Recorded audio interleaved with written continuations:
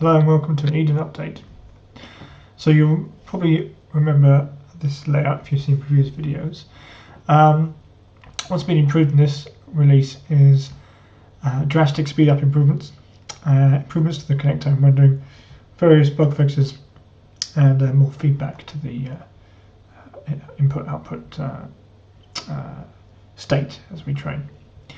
So without further ado, I'm going to create a new entity. This is the console test interface, written in C++. However, the released version has a Python wrapper, which is practically exactly the same. So before running it, I'll just show this this little bit here.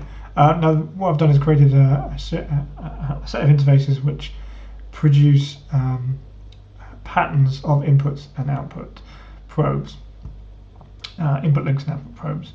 And in this case, what we're doing is we're creating an input link for the visual RGB. So it's going to create an R, a G, and a B for every virtual pixel, and map that to the resolution in a dimension, in a direction. So in this case, we've got X position and Y position. So that means that we're going positive in the X, positive in the Y, and there's 17 variations to that.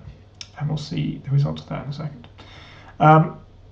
Second, there's, without showing the code, using refactoring for optimization is now using the threaded building blocks library by Intel, but the code has also been refactored to support GPU optimization and indeed FPGA offloading in the future. So what now takes 30 to 40 seconds previously took about 18 minutes.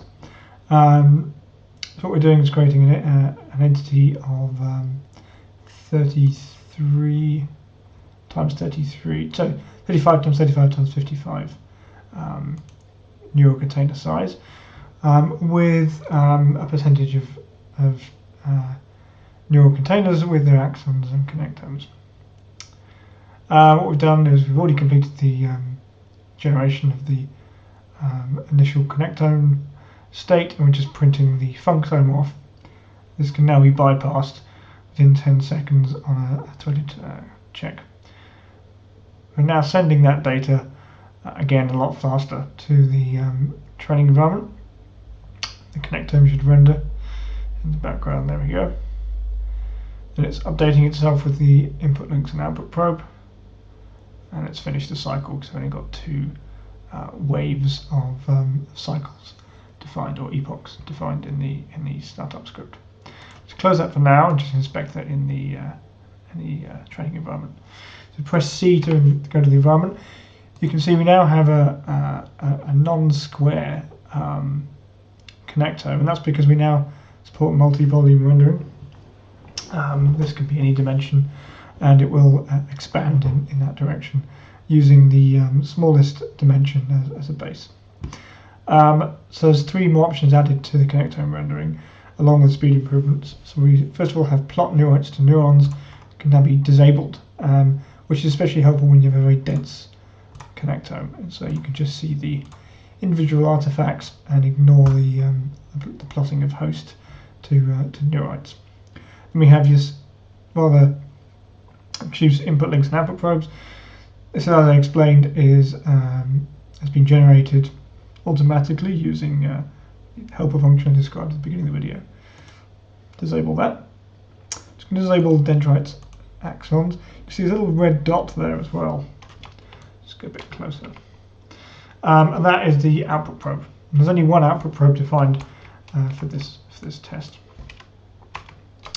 So just enable all of that and go back to the main scene, pressing C again.